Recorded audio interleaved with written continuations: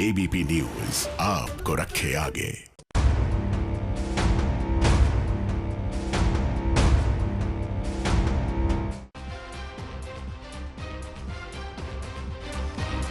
नमस्कार, सात का पंच में आपका स्वागत है। मैं हूं आपके साथ सुमित अवस्थी।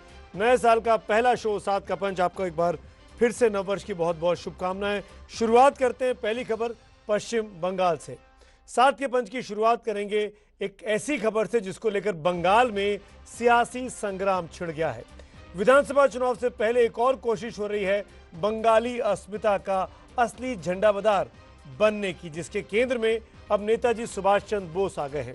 वहीं दूसरी ओर सड़क पर भी जंग इस कदर बढ़ गई है कि अब नौबत जूता चलने तक आ पहुंची है। बंगाल में एक बार फिर बीजेपी के नेताओं पर हमला हुआ। इस बार कैलाश विजयवर्गीय के कारों के काफिले पर जूता फेंका गया।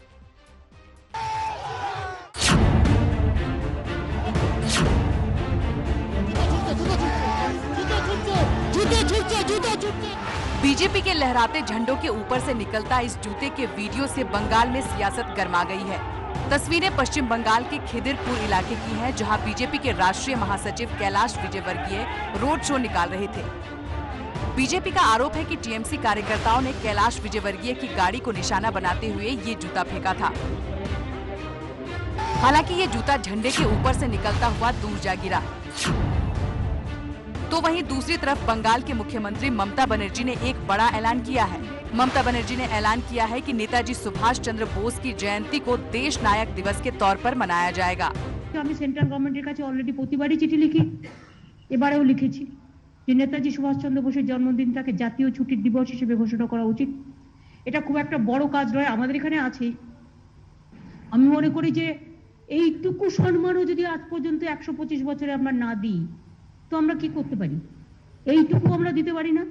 আমি এটা ডিমান্ড করছি যে 125 বছরের নেতাজি সুভাষচন্দ্র বোসের জন্মদিনটাকে জাতীয় ছুটির দিবস হিসেবে ঘোষণা করা হোক সারা ভারতবর্ষে জুড়ে। ममता ने ये ऐलान वीडियो कॉन्फ्रेंसिंग से चल रही मीटिंग के दौरान किया। इस बीच ममता ने ये भी कहा कि हमने आजादी के बाद नेताजी सुभाष चंद्र बोस के लिए कुछ भी महत्वपूर्ण काम नहीं किया है। मैंने नेताजी सुभाष चंद्र बोस की जयंती 23 जनवरी को राष्ट्रीय अवकाश घोषित करने के लिए केंद्र को पत्र लिखा है और यही मेरी मांग है। इसके साथ ही ममता ने नेताजी से संबंधित जो भी महत्वपूर्ण फाइल है, केंद्र सरकार उसका जल्द से जल्द निपटारा करे। কলকাতা পুলিশের কাছে একটা নেতাজি সুভাষচন্দ্র পুরো আর্কাইভ আছে। কলকাতা পুলিশ আমরা তো অলরেডি সমস্ত ফাইল ওপেন করে দিয়েছি, যেটা ভারত সরকারও করেনি এখনো পর্যন্ত। আমরা ডিমান্ড করছি টোটাল ফাইলগুলো ওপেন করবার।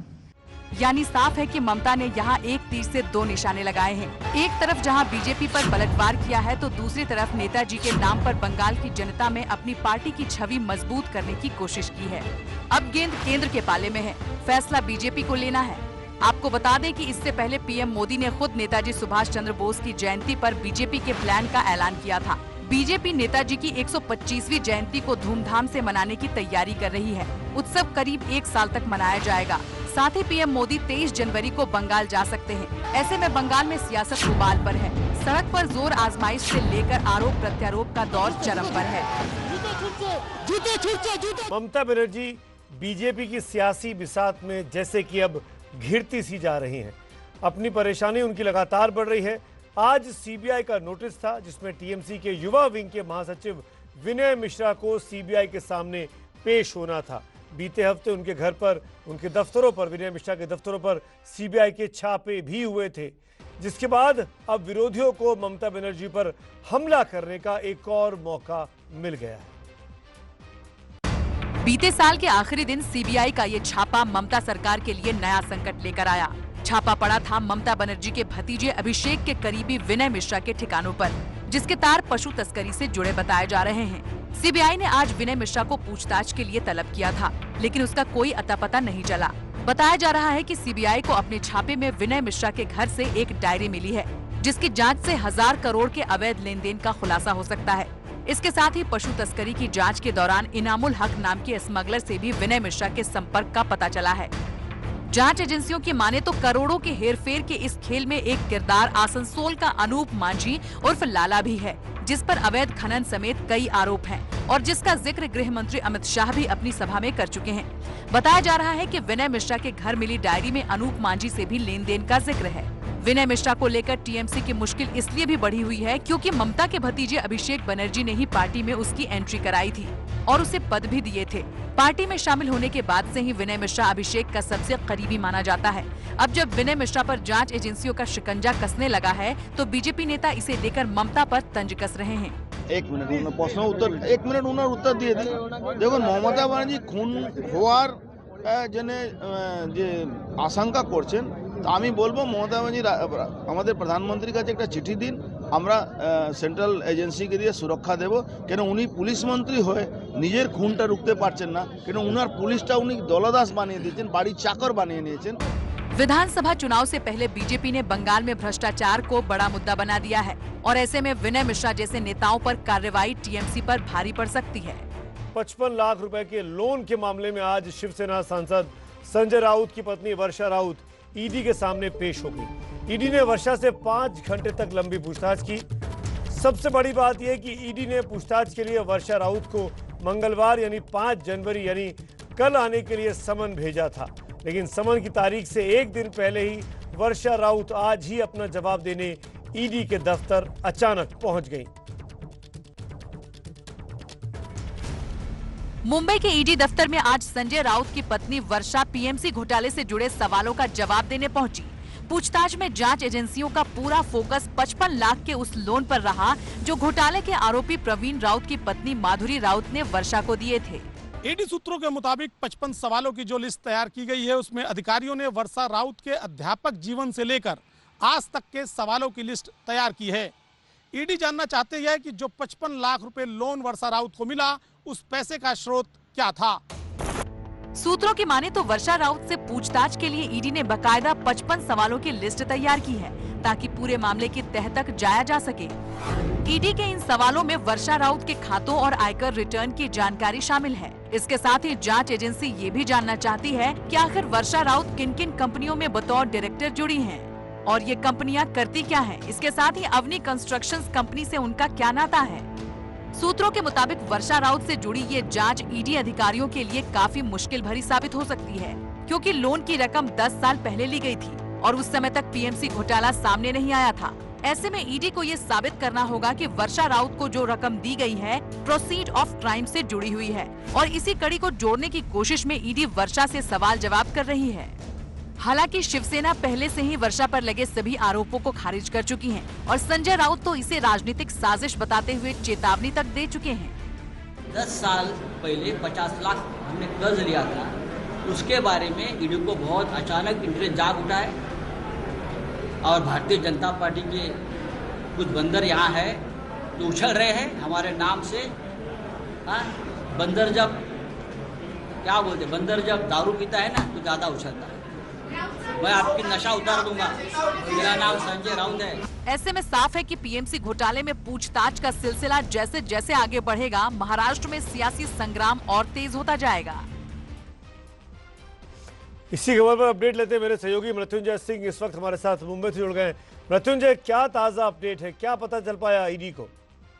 देखिए, दोपहर 3 बजे वर्षा राउत ईडी दफ्तर में पहुंची थी और 6:15 बजे तक उन्होंने अपना बयान दर्ज कराया है और ये प्राथमिक बयान दर्ज किया गया है। जरूरत पड़ने पर वर्षा राउत को एक बार फिर ईडी दफ्तर आना होगा, लेकिन आज के लिए उन्हें जाने दिया गया है। हालांकि ईडी ने अभी तक ये नहीं बताया है कि उन्हें कल आना है या फिर जब वो सूचना देंगे तब आना है।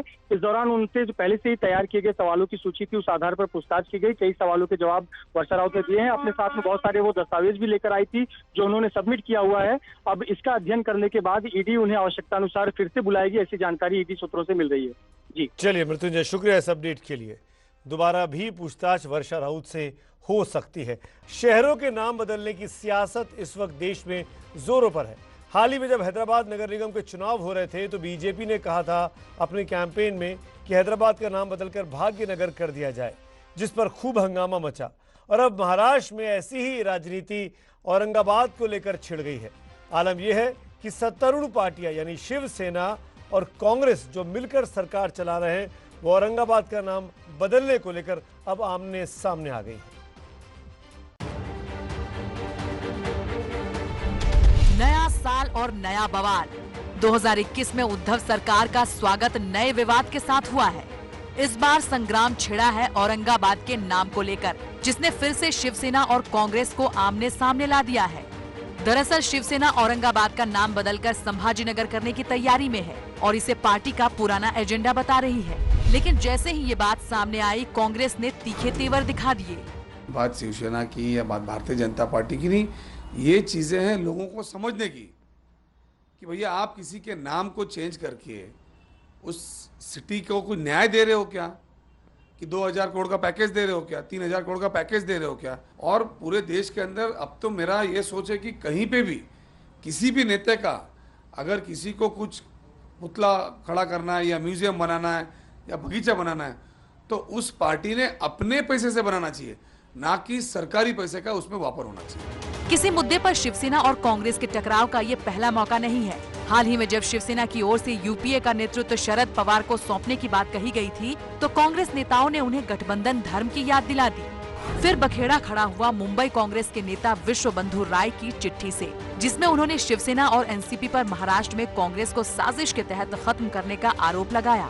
और तब औरंगाबाद का नाम बदलने को लेकर फिर सहयोगियों में सियासत गरमाई हुई है और इस बहाने विपक्ष बीजेपी शिवसेना पर तंज कस रही है। कांग्रेस के बाद अब समाजवादी पार्टी कह रही है औरंगाबाद का संभाजीनगर नहीं होने देंगे। अब मुख्यमंत्री उद्धव ठाकरे जी को तय करना है कि वो हिंदू हृदय सम्राट को मानते हैं या उनकी शिवसेना का भगवा अब हरा हो गया है। कांग्रेस के विरोध और बीजेपी के हमले के बीच शिवसेना अपने एजेंडे पर कायम है और इस बहाने बीजेपी पर नाम बदलने वाली राजनीति पर सवाल उठा रही है। ये भी जनता न्यायालय का निर्णय है कि औरंगाबाद का संभाजीनगर करना चाहिए। अबू आजमी जी बहुत समझदार नेता है, हम उनसे बात करेंगे। मुझे नहीं लगता उनका कोई इतना बड़ा विरोध होगा। संभाजीनगर का नामकरण तो बालासाहेब ठाकरे जी ने पहले किया है, जो करना था कर दिया है। अब भारतीय जनता पार्टी को तकलीफ क्या है मुझे पता है। ये सवाल हमसे पूछने से ज़्यादा अगर वो कांग्रेस को पूछे भी आपका विरोध क्यों है, उनको कन्विंस करे, उनका भी जिम्मेदारी है। ये कोई राजनीतिक लड़ाई नहीं है। एमआईएम को कन्विंस करे, आपके तो बहुत बड़े पुरानी दोस्तियां भी उनके साथ, एमआईएम के साथ। मराठवाड़ा इलाके में बसे औरंगाबाद का नाम मुगल शासक औरंगजेब के नाम पर है और मुगलों से ही युद्ध में शिवाजी के बेटे संभाजी की हत्या की गई थी। ऐसे में इस शहर का ऐतिहासिक और सियासी दोनों महत्व है और यही वजह है कि शिवसेना इस बहाने मराठी वोटरों पर पकड़ मजबूत करने की कोशिश में लगी है, जिसकी राह में उनकी सहयोगी कांग्रेस ही रोड़ा बन रही है। गाजियाबाद के मुरादनगर के शमशान घाट में कल हुए हादसे में अब तक 25 लोगों की मौत हो चुकी है। लापरवाही और भ्रष्टाचार के आरोप में 3 लोगों की गिरफ्तारी भी की गई है, लेकिन ठेकेदार अब भी फरार है। हादसे के बाद गुस्साए मृतकों के परिवार वालों ने आज हाईवे पर जोरदार प्रदर्शन किया, जिन्हें बहुत मुश्किल से शांत कराया जा सका। उधर विपक्ष इस हादसे को लेकर अब योगी सरकार पर हमलावर है।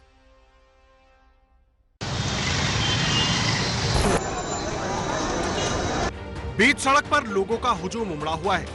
लोगों में गुस्सा है और इस गुस्से की वजह है वो दर्दनाक हादसा जिसमें 25 लोगों को अपनी जान गंवानी पड़ी है।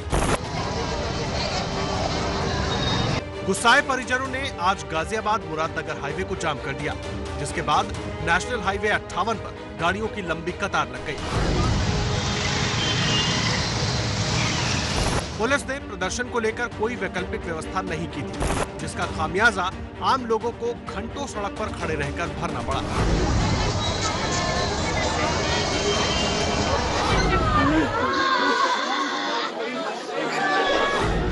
अब जरा इन तस्वीरों से समझिए कि आखिरकार लोगों में ये गुस्सा क्यों है। मुरादनगर हादसे का शिकार हुए शामली के इस परिवार के पिता पुत्र का शव जब घर पहुंचा तो गांव में मातम का माहौल छा गया।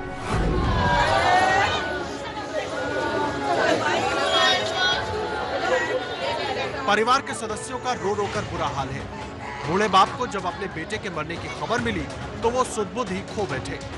परिवार ने नम आंखों से विनोद और उनके बेटे अक्षय का अंतिम संस्कार किया।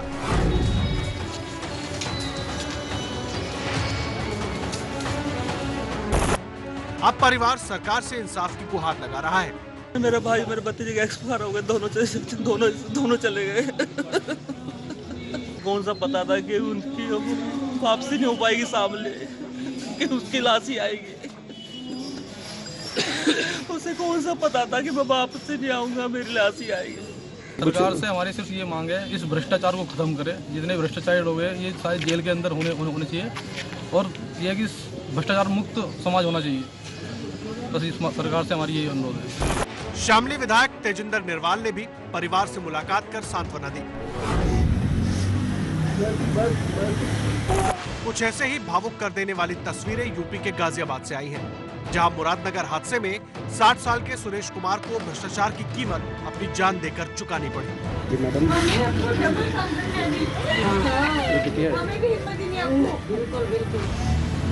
सुरेश कुमार बैंक से रिटायर हुए थे। सुरेश को अपनी बेटी की शादी करनी थी, लेकिन बेटी की शादी से पहले ही सरकारी लापरवाही की भेंट चढ़ गए। वो मेरे एल्डर ब्रदर, बड़े भाई हैं। क्या उम्र थी उनकी? 60। क्या काम करते थे? और जो मृतक जॉब से रिटायर थे। जॉब से रिटायर थे। कितने परिवार में सदस्य हैं उनके? एक बेटियां उनकी कुंवारी, जिसकी शादी होनी है। आपको बता दें कि मुरादनगर हादसे में अब तक 25 लोगों की मौत हो चुकी है। मामले में अब तक 3 लोगों की गिरफ्तारी भी हो चुकी है, लेकिन शमशान घाट की छत बनाने वाला ठेकेदार अभी भी फरार है। सीएम योगी ने मामले पर एक्शन लेते हुए घटना की पूरी रिपोर्ट तलब की है। तो वहीं मुरादनगर के बीजेपी विधायक अजय पाल त्यागी का कहना है कि दोषी कोई भी हो, उसके खिलाफ कड़ी कार्रवाई की जाएगी। तो मेरी जानकारी के हिसाब से वो भारतीय जनता पार्टी से जुड़ा हुआ नहीं है, लेकिन इस हादसे का दोषी चाहे पार्टी का कार्यकर्ता हो या कोई हो, जो भी जिम्मेदार होगा उसके खिलाफ सख्त से सख्त कार्रवाई उत्तर प्रदेश सरकार कर रही है। लेकिन विपक्ष ने हादसे को लेकर योगी सरकार पर एक बार फिर निशाना साधा है। भारतीय जनता पार्टी के नेता शमशान को बहुत पहले अपने भाषणों में कहते थे, हमें दुख है कि परिवार के लोग वहां गए और दुख में गए, इतनी पीड़ा में गए होंगे जिनके परिवार के सदस्य जिन्होंने खोया। उन्हें क्या पता था कि जिस छत के नीचे वो बैठे हैं वो छत बालू की बनी है। वो भारतीय जनता पार्टी ने बालू की छत बनाई है। भारतीय जनता पार्टी से क्या उम्मीद करोगे जो शमशान के पैसे को भी लूट ले?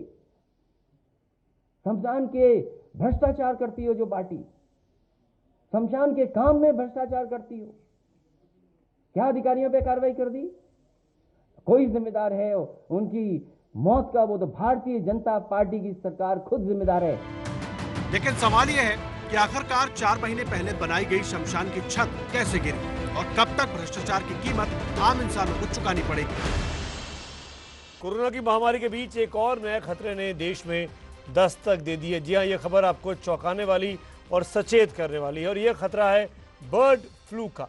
फिलहाल राजस्थान और मध्य प्रदेश में बर्ड फ्लू के कुछ मामले सामने देखने को आए हैं, जिसके बाद कई और राज्यों में अलर्ट जारी कर दिया गया है ताकि इस संकट को शुरू में ही काबू में किया जा सके। बड़े से गड्ढे में उन मृत पक्षियों को जलाया जा रहा है जो बर्ड फ्लू की चपेट में आए थे। राजस्थान के झालावाड़ से आई ये तस्वीरें देश में दस्तक दे चुके नए संकट की तरफ इशारा कर रही हैं। झालावाड़ राजस्थान का वो पहला जिला है जहां इस नई आफत ने सबसे पहले आहट दी, और फिर कुछ और जिलों के साथ दूसरे प्रदेशों में भी बर्ड फ्लू ने अपने पैर पसारने शुरू कर दिए। झालावाड़ के बाद इंदौर में भी बर्ड फ्लू ने दस्तक दे दी है, जिसके बाद प्रशासन अलर्ट पर है।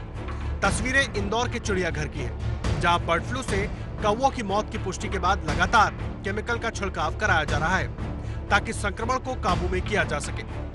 फिलहाल अभी इन्वेस्टिगेशन चल रहा है, और जो कौवों की जो और डेथ हुई उनको भी हम लोगों ने जो एवियन इन्फ्लुएंजा जिसको हम लोग बोलते हैं, जो बर्ड फ्लू है, तो उसको हम लोग उसी जो प्रोटोकॉल के तहत उसको जो इन्फेक्टेड एरिया थे वहाँ पे उनको हमने हमारे डिपार्टमेंट के थ्रू और हमारी नगर निगम की टीम भी उसमें लगी हुई थी जो डिसइंफेक्टेंट का काम कर रही थी, उनको वहाँ पर डिस्ट्रैक्ट किया है। और जो बाकी बचा एरिया जो 3 से 5 किलोमीटर का एरिया जो रहता है, जिसमें सर्वेलेंस किया जाता है कि कहीं और इस तरह का सिम्टम किसी बर्ड्स में कहीं एग्जिबिट तो नहीं हो रहा है।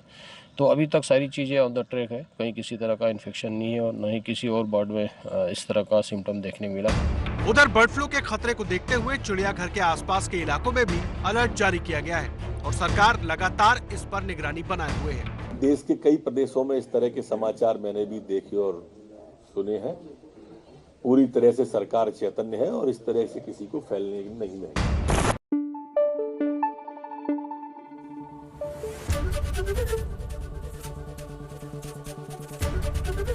एबीपी न्यूज आपको रखे आगे।